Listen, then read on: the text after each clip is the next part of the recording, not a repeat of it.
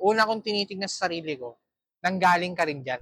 Paunti-unti nagiging matured ako sa buhay ko. May mga bagay na kailangang kausapin, communication, Oo. 'di ba? Kasi doon nagkakaproblema kapag wala kayong komunikasyon eh. Lalo na sa trabaho. Pag wala kayong communication, nagiging immature kayo. Parinigan, pagsasabihan, problemado, kung ano-ano pa sasabihin sa'yo, di ba? Yun yung pino-point out ko na dapat magkakaroon tayo ng briefing. Katulad yung sinabi ko kanina, briefing is the key. Kasi communication talaga eh.